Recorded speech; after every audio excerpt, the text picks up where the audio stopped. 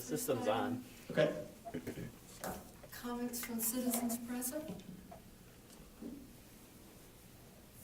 Hearing none. Next item is approval of the minutes. Move we approve the minutes.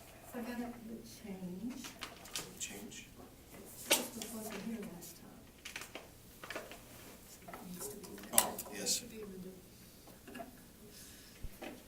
I was here in spirit, but it doesn't. So, all in favor, please say aye. Aye. Opposed? Minutes are approved. And then the next item is a hearing on possible suspension or revocation of operator's license issued to Raquel Schreiber. What I would recommend, that we do before we get started is I'd ask the committee just to vote to allow me to act as sort of the hearing examiner. That way I can kind of better guide the process a bit. So I guess somebody would make that motion. Do that. I will second. All in favor, please say aye. Aye. Okay. Okay. So as we know, you were kind of informally advised of an incident that has been, since that time, put into a complaint served on Ms. Schreiber. I see Ms. Schreiber is here. We have Sergeant Kukuski, who's really the main and only witness involved here. So the process is essentially going to be Sergeant Kukuski will come up and provide testimony as to all the salient events. Ms. Schreiber will have the opportunity, if she wants to, cross-examine him, which basically means just asking him any questions. If there are other additional facts, Ms. Schreiber, that you want to introduce and talk about, that will come at your time to come up and actually have testimony. Cross-examination is just, asking specific questions to get additional facts out of a witness. So you may have questions, you may not. And then Ms. Schreiber will have the opportunity to come up and give her side of the story. And if Sergeant Kukuski, since he won't have a separate attorney representing him, I guess I will let him or Captain Britt, I suppose, ask any questions of Ms. Schreiber. I should say also during this process, after the other parties have the opportunity, certainly members of the committee may ask follow-up questions as a sort of cross-examination just to help round out the record. I might have some questions to help round out the record as well, but that'll be the general process. And then once all that information is in, the committee will be able to deliberate on the facts, and essentially what you're looking to decide is whether the essential facts of the complaint are true, the material facts of the complaint. They have all have a copy of the complaint? It was not in the packet.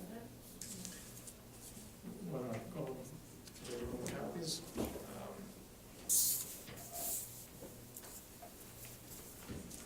If you find that the material facts of the complaint are not true, well then obviously there would be no action taken, and the complaint would be dismissed.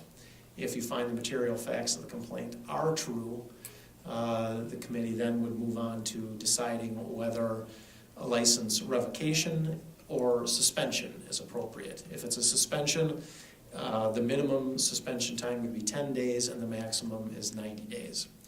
Now, all of this is recommendation to the council. Whatever the committee decides would be forwarded to the council for a recommendation for the council to take final action.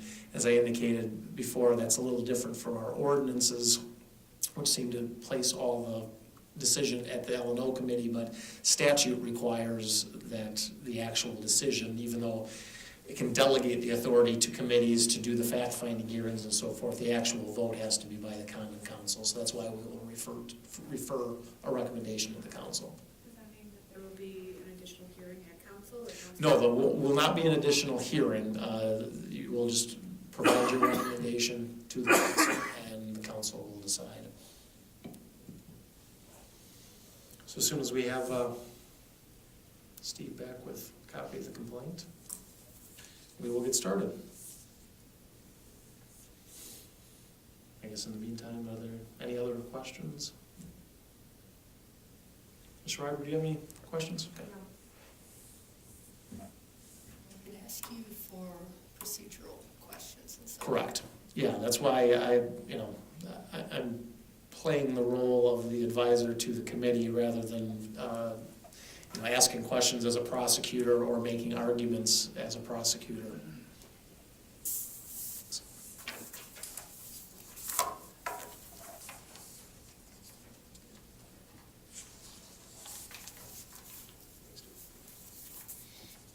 We start with Sergeant Husky. If the committee is ready, we'd ask Sergeant Kuski to come up. Come up.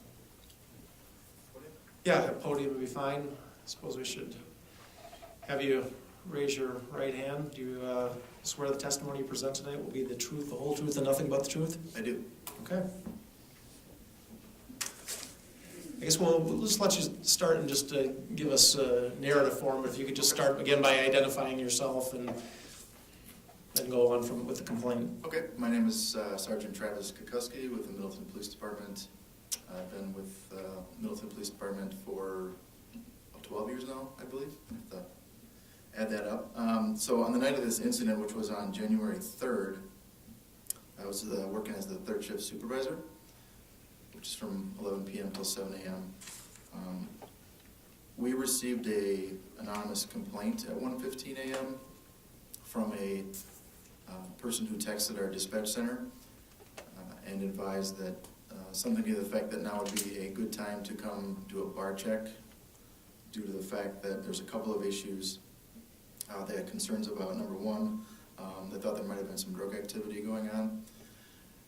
And number two, there was concerns about an intoxicated female bartender. I arrived on scene after the other officers had already been there for several minutes. And once the initial issue with the drug complaint was resolved, I then turned my attention to the report of the intoxicated female bartender. At that time, there was two bartenders working, a male and a female, so only one female was working. I noted that throughout my time of dealing with the drug issue, that the female behind the bar was kind of yelling that it was closing time and people needed to leave and things like that.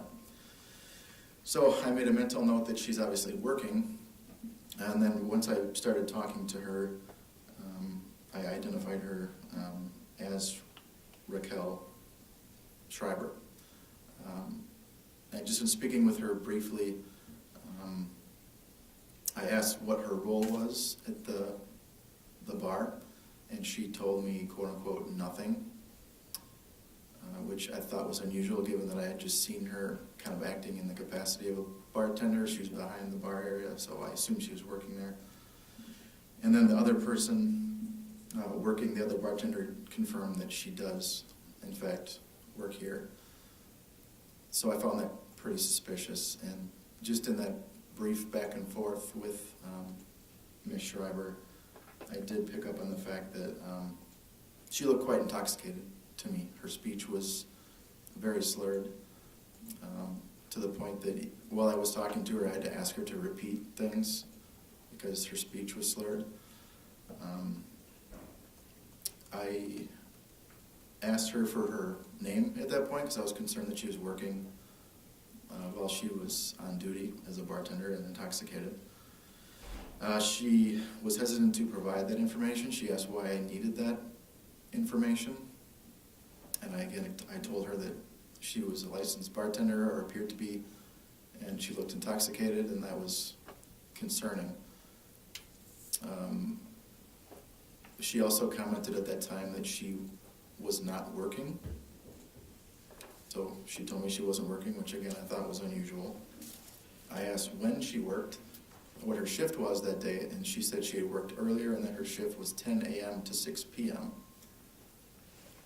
I later clarified with the other male bartender that that was not true, and that she was actually the second closing bartender that night. She also, when I pointed out that she looked intoxicated, she told me that she wasn't driving, which sort of, in my sense, was kind of an admission that she was intoxicated, but she wasn't going to be driving a vehicle. The second bartender, he also told me that he would give her a ride home that night. He obviously also recognized that she was impaired and probably shouldn't be driving a vehicle. So that basically ended my contact with her that night. I did eventually follow up with the owner on the phone, which I can get into shortly as well. Yeah, if you could tell us about what you learned from the owner. So after we left there, I was obviously concerned about the condition of the bartender, so I called the owner. I believe her name was Cynthia. And I just explained what was going on, why we were at the bar, what we had seen with the drug information, and then I kind of went into the concerns about her bartender. And she knew that Raquel obviously worked there, and she made a comment to me that she, being Raquel, had been suspended in the past for being intoxicated while working.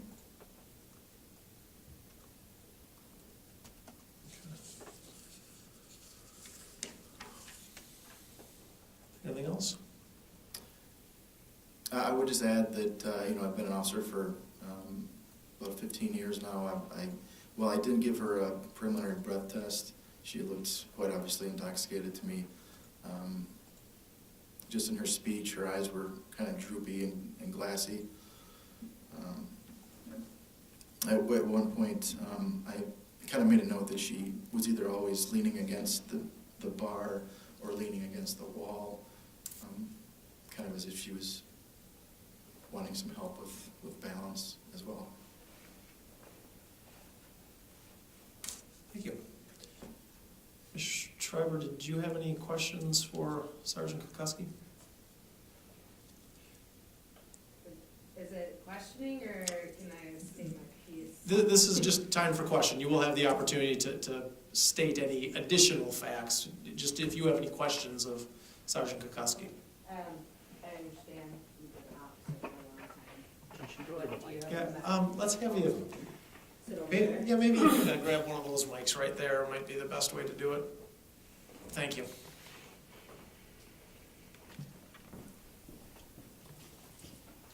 Here's that. Yeah.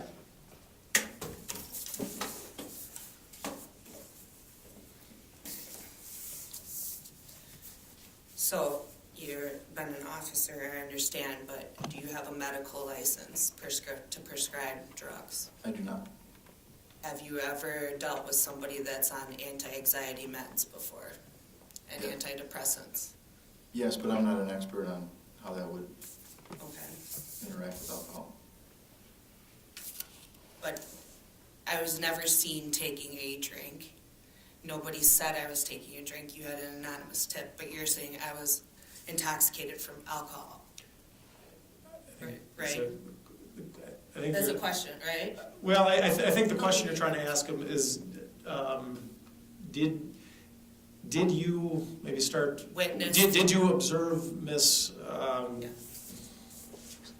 Schreiber? Sorry, take any drinks of alcohol? No, I was barely going off my own observations, of which I've already described, and also the initial complaint of someone, a bartender, being intoxicated is the only reason that probably we even got clued into maybe looking more closely at the bartender. Which was an anonymous tip, but you don't know if that person was there at the bar at the time that they made that tip.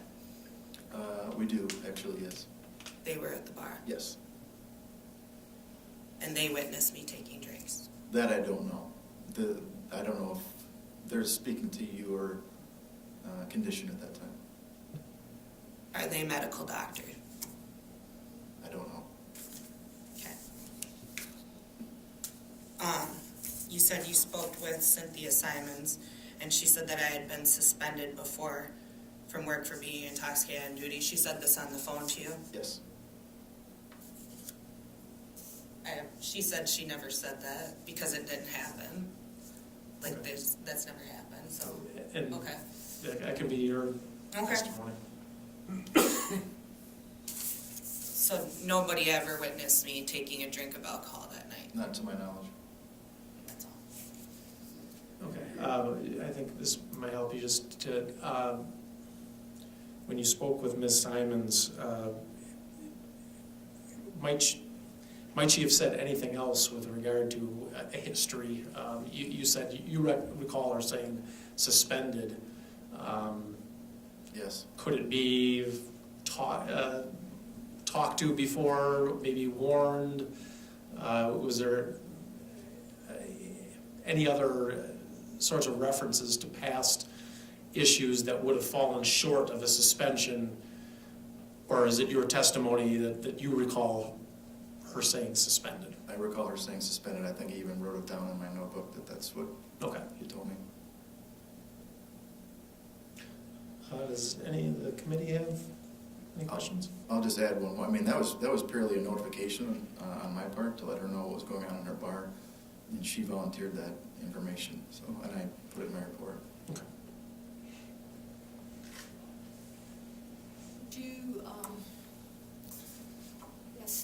ask Raquel to walk or something like that as an example? Basically a test for being impaired? There were no tests, no done, Okay. nothing like that. I understand you're not a medical doctor, but in your 15-year career, are there any other ways what you saw could be ascribed to something else that you?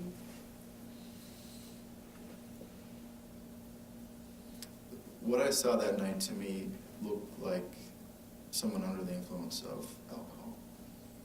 And working, like I said, that long, the majority of the time on overnight shift dealing with folks who are inebriated, it looked like the classic person who had too much alcohol to drink. And she didn't deny it that night either. She shrugged her shoulders and basically thought, well, what's the big deal? I'm not driving. Told me she didn't work there when she did. Told me she worked earlier when she didn't. You expressly used the word intoxicated. I'm sorry? You used the word intoxicated when you were talking to her? I believe I told her, you look like you are highly intoxicated.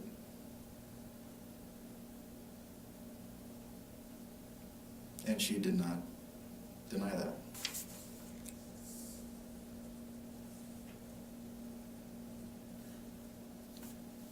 In your conversation with Ms. Schreiber. Thea? No, Oh. Emmons? Did she confirm the schedule for the bartenders that night? She did not, and I didn't go down that road with her.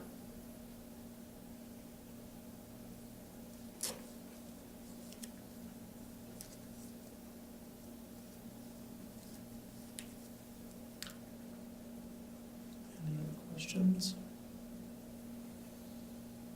Ms. Simons, based on those questions, did you have any? Or, sorry, Ms. Schreiber, based on those questions, do you have anything else you wanted to ask of Sergeant Kukuski? Okay, thank you. Thank you. Ms. Simons? Schreiber. God, I'm sorry. Schreiber, why don't you come up to the podium? I just get to raise your right hand. Swear the testimony you give this evening will be the truth, the whole truth, and nothing but the truth? Yes. Okay. I guess we'll just start with the preliminary. You are, in fact, Raquel Schreiber? Yes. Okay. And you've been here, obviously, listening to Sergeant Kukuski testify. I'll let you tell your story, but at least just in terms of, did you have contact with Sergeant Kukuski on the night in question as he testified? Yes. Okay. Why don't you tell us what you'd like the committee to So know? do I just go over what I'm debating or what I don't agree with? Yeah, well, that might be a good way to start. Okay. So the anonymous tip, you say they were there.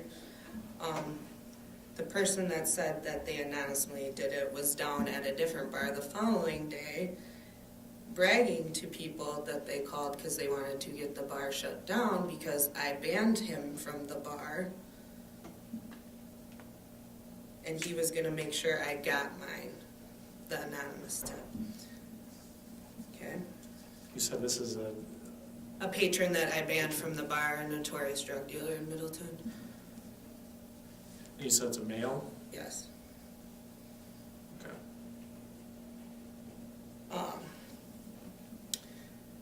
They were, like you said, dealing with a patron in the beginning, and then came over to me.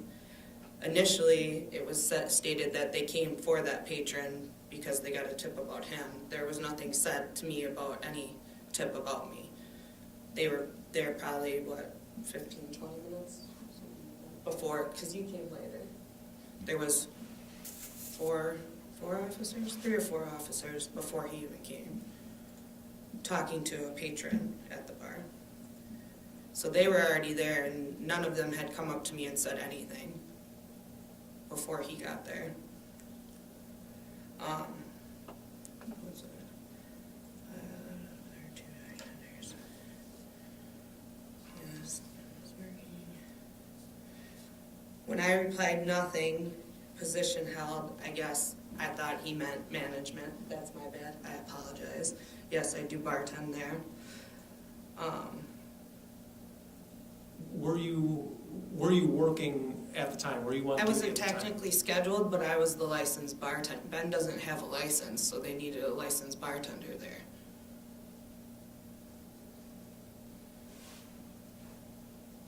So we were supposed to be done, and the reason why I was telling people to get out, it was 1:15, and obviously with all those occurrences, I wanted everyone to get out of there. There wasn't that many people left anyways.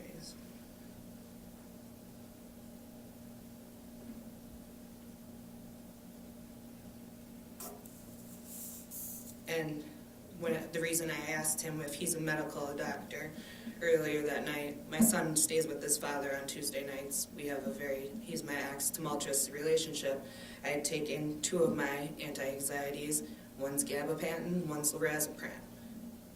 A medical doctor would know that that makes your eyes glazed over, your speech slurred, and sometimes it just affects people differently. Like you fall asleep, but I was gonna have a panic attack. So I took some medicine, prescribed. That's why I asked if he was a medical doctor and to know the difference between intoxicated and being on prescription drugs. My speech may have been slurred, yes. Sorry, I was in a bad mood. I apologize. I was disrespectful. That wasn't my intention.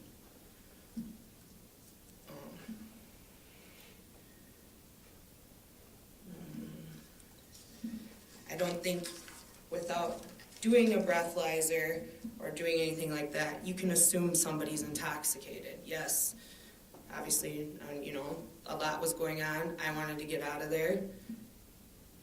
They were dealing with a different customer that obviously works people's nerves too. He's been kicked out of there multiple times.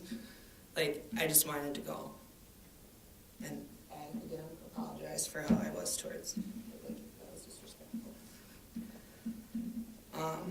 I don't think that I should be revocated. I think it's suspension, fine, because of the disrespect. Other than that, I don't think you can assume somebody was intoxicated by just looking at them or talking to them when you don't know a situation. So. Had you consumed any alcohol that evening? At 5 o'clock when I sat down, I had a shot with the customer because we shook dice, but that was at 5 o'clock. That was hours before. So. And when did you take the gabapentin and lorazepam? After I talked to my son's father, it would have been around 10:30. That evening. Yeah, sorry.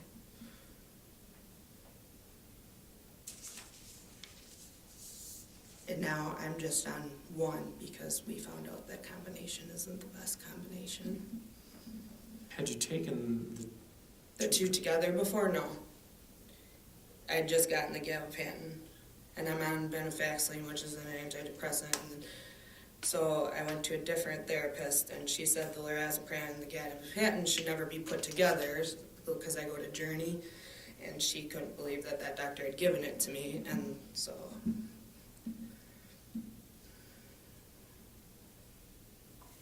Now it's just the gabapentin and the venlafaxine. Yeah, what's the third, how do you spell the third one? Never heard of that. Benefaxlin. It's an antidepressant. Because I deal with anxiety and depression.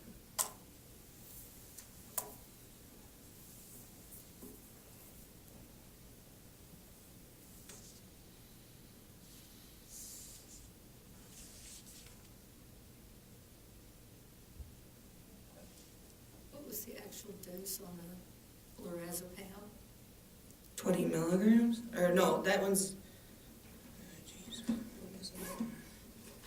I don't have that one. It's the second highest dose. That one might be different. I don't remember if that's the one that's 1 through 5. The venlafaxine's 150 milligrams. The gabapentin's 250. So the lorazepam would probably be 2 then.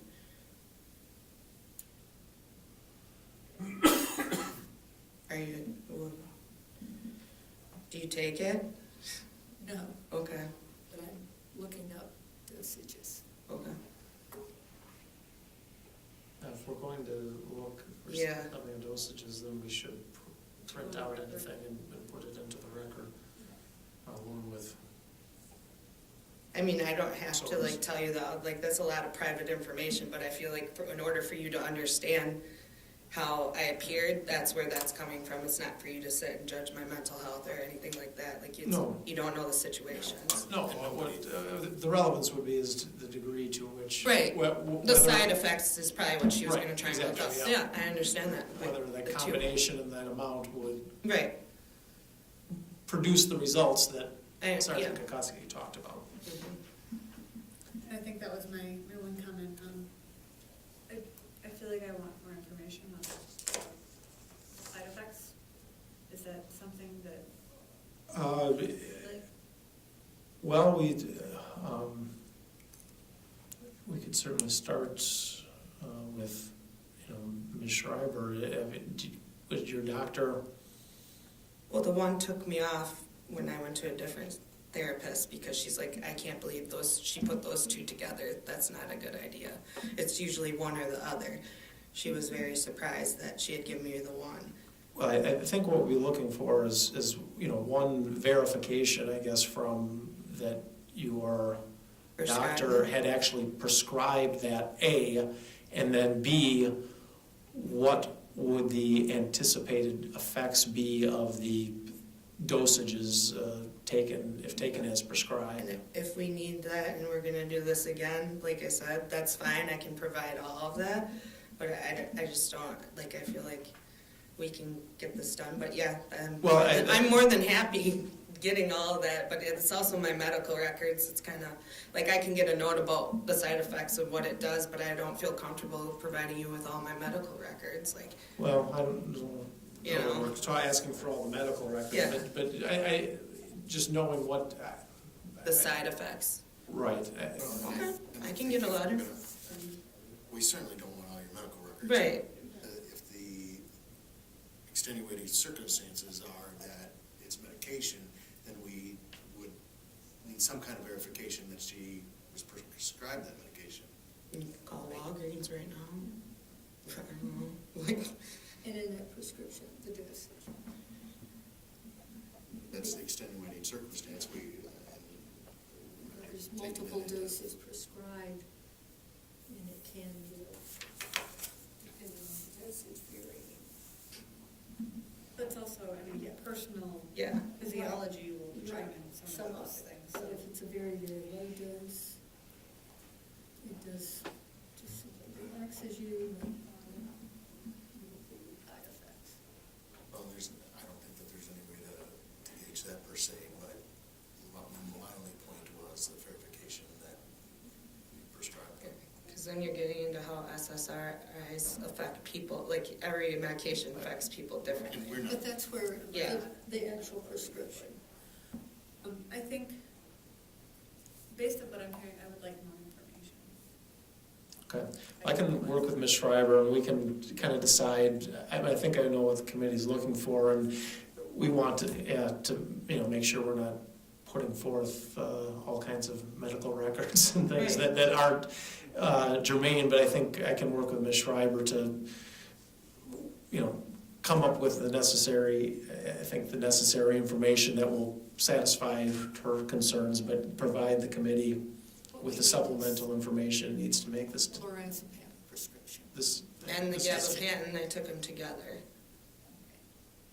That's a verification of whatever medication that, Yeah, Taken that. and the venlafaxine would have been that day.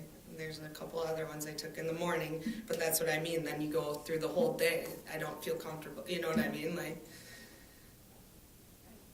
I believe there's a window on time. Yes. okay, Yeah. just that from what I took that night. Oh, yeah, exactly, yeah, we don't need to know what you're doing Yeah. any other time than what happened Okay. that night.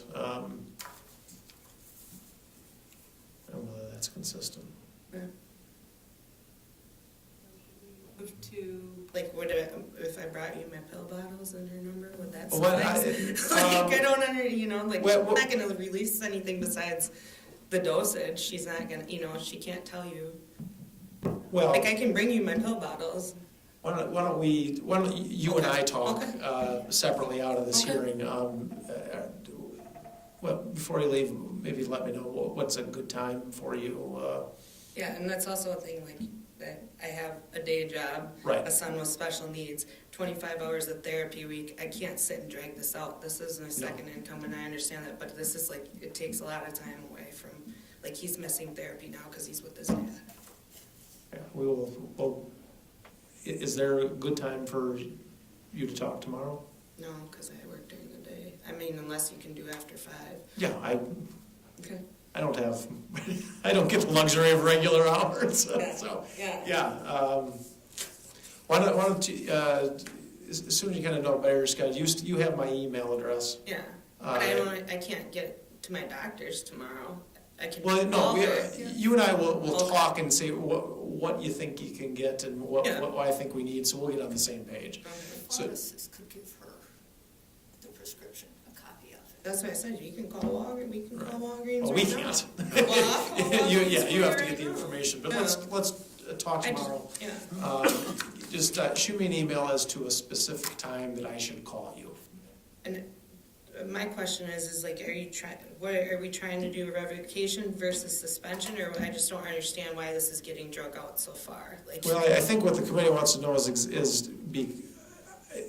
I think what is being, I hear the question being is there seem to be some extenuating circumstances. Right. I mean, just to let you know, I mean, legally speaking, as at least to one of the two charges, I don't think it's necessary that your intoxication per se was solely or even necessarily at all because of alcohol. It's, whether you're able to, Provide. when you're present, are you responsible enough to be there and, Right. and on duty in a condition where you can fulfill those duties. But certainly to the degree that we can demonstrate that you in fact were prescribed medications and this was the first time, Right. I think those may be some mitigating circumstances that, certainly would mean the difference between possibly revocation and suspension and the duration of any suspension, or even conceivably whether the committee determines this is a violation at all. Like, I've been in the service industry for 20 years and never had anything against me. Not even a write-up, so that's also why that suspension thing was like news to me, and she said she never said that, so. Okay. Get that confirmed. if we're gonna continue this process and enter into evidence, we can certainly flesh out the police department side of this situation further. I would ask, we could subpoena the owner to give testimony to if we want to go that direction. We'd also look at body cam video from the officer's interaction. We could also look at the already has surveillance cameras. I don't know what their retention period is for video, but we could certainly see whether alcohol was consumed throughout that evening. So there's a lot more we could do if we want to go to that extent, or do we want to not? Right. So I don't know how far we want to take this, because I can open up this investigation further, and we can dig deeper, or we can resolve it here with, so I'm fine either way, whatever direction you'd like. We can certainly bring more evidence to the table. It's interesting. My impression is, obviously none of that was done the first time. Is it police's desire to get this done faster than? Yeah, I mean, at this point, I don't know what we would be satisfied if there's some type of suspension of the license, and we move on from here. If we want to prolong it and drag it and get more evidence together, we certainly could do that. At the time, I don't think our folks realized that they would need to gather that much evidence. They certainly would have asked for a PDT, and they will in the future. We've had that conversation that they will at least ask for a PDT, even if it's refused. So we'll certainly provide that in the future. But there is other evidence we can gather, we can bring forward if you'd like, or we can just deal with it as it stands now. I have a question for Raquel. Are you still working at the Hody now? No, because of this right now. Because my license is technically like in limbo, you know, Okay. and I'm not gonna deal with that right now. I have too much other stress in my life to deal with that. And my intention is to, if I retain my license, work somewhere, whether it be the Hody or not. And Cindy said whenever, where I feel like coming back, but it's also like, right now, there's just too much going on. I'm going to suggest, it's just so we can get this solved quickly, that we do the 10-day suspension. Well, first we have to, have discussion about the findings of whether a suspension is even warranted.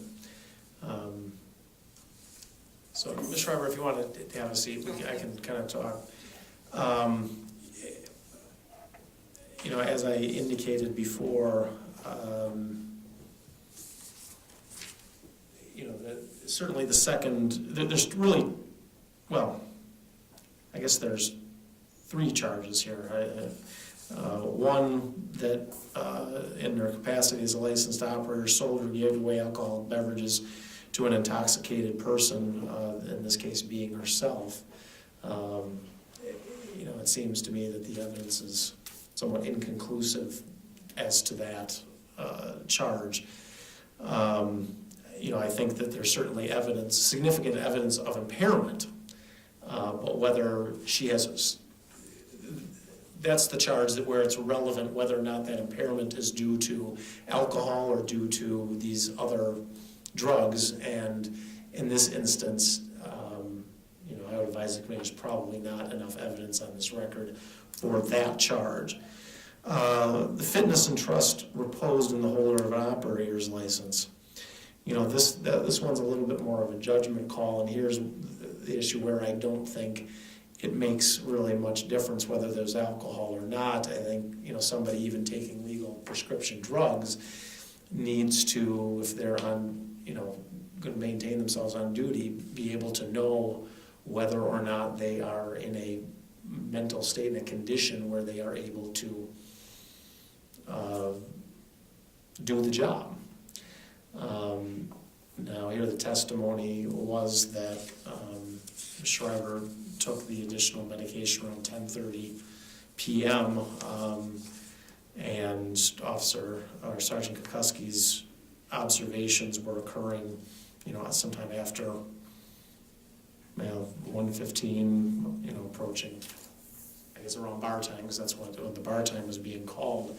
And so I guess that's one judgment for the committee to make, is whether, over that period of time,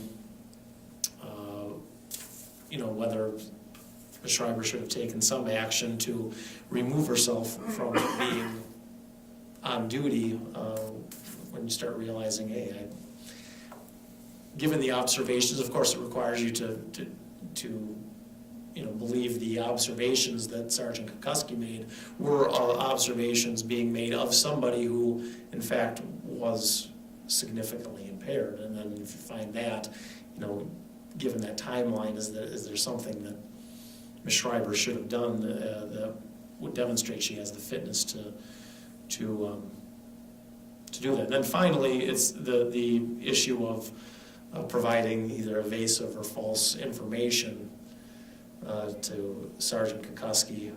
Now certainly, to the degree somebody is impaired by whatever kind of substance, that might consider that a somewhat mitigating factor, but typically, intoxication is not a defense to, I don't want to use the word crime, because this is not a charged crime in this case, but just colloquially, I'll use the word crime. Intoxication is typically not a defense to any type of wrongdoing. And so that might be another area where you might find that the material facts are true, such that a revocation or suspension might be appropriate. So with that summary, I guess that's the first decision that the committee needs to make, is under which of these three, if any, counts there are sufficient facts. I think there's sufficient facts on false information and being impaired, whether it was alcohol or not. Being impaired is not the question. It's lack the fitness for the trust reposed in the holder of an operator's license.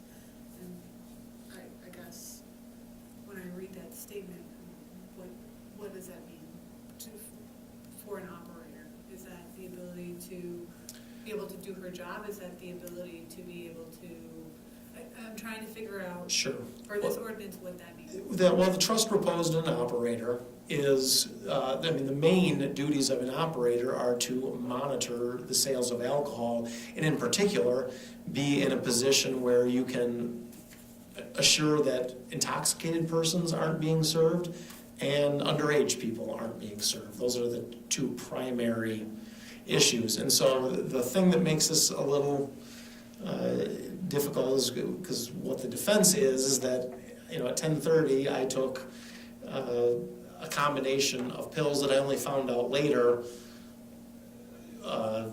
cause an extreme kind of impairment reaction. And then, so really from that, the judgment that you have to make is, well, if that happened at 10:30, was there something that really she should have done in between then and by the time that Sergeant Kukuski made his observations that suggests that she is not fit generally for that trust? Or is this a situation where it's just as possible that she is the victim, so to speak, of those circumstances, and this doesn't really, on these facts, demonstrate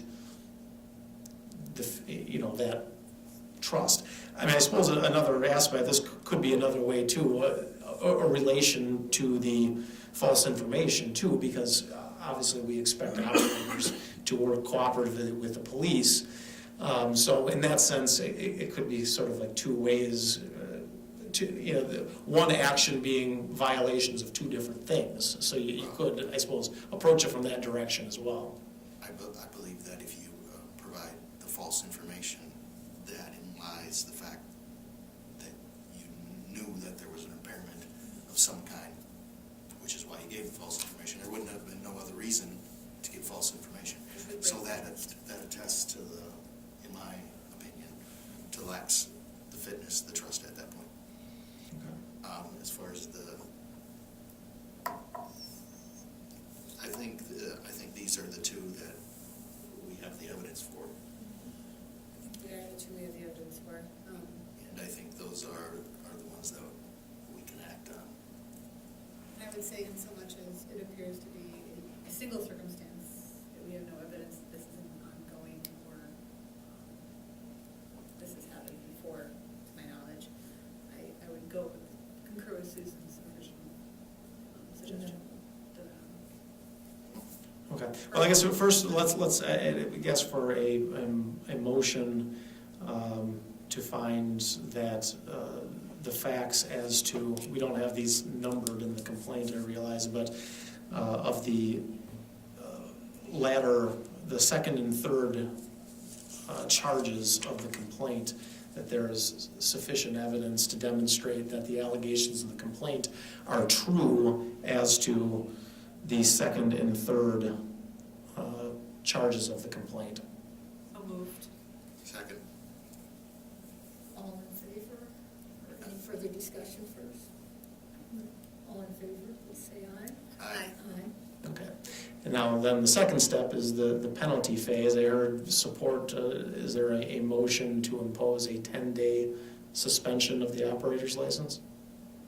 Or some other period is, 10 is the minimum, 90 days is the maximum. We have a precedence, just for No, we have not, we haven't had to suspend too many operators' licenses, no. You good with that? I move that we suspend her license for 10 days. a second. Any further discussion? All in favor, please say aye. Aye. Okay, that's it? Do we No, need I a mean- recommendation to go to council? Yeah, the I can write something up that can go in the council packet, but then. We need to officially make a motion right now. Forward it to council. Probably, well, we'll do it anyway. I think by operation of, well, since our ordinance is a little bit different, yeah, maybe that's a good idea, that, That we move this to the council for a vote. Second. okay. All in favor, please say aye. Aye. Okay. Okay. I mean, Shriver, after having gone through this and with your medications, knowing how you react to them, the committee wouldn't, I believe, would not look at it favorably if you find yourself back here. Well, I'm off the other one, that's what, the other therapist was like, no. I would, Yes, I understand completely. I would also recommend you talk with your physician and explain this situation and get really clear instructions on how and when you should be taking your medications.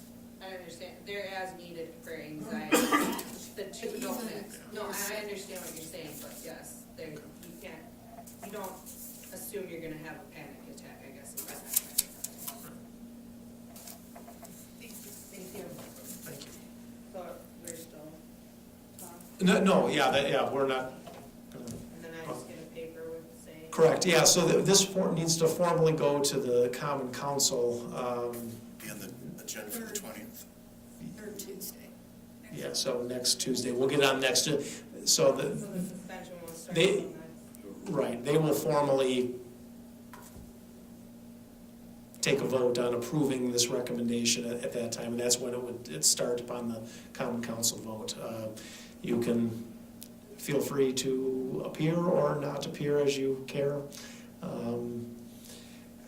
Certainly if you want to have any brief statement or anything, if you want to email me, I understand why you've had to come here a few times and under your circumstances, why you may not appear. Even if you just wanted to say, I apologize for what had happened, and I something like a statement, I'd be happy to make sure that gets into the council record if you'd prefer to go that route. Okay? Thank you. Thank you.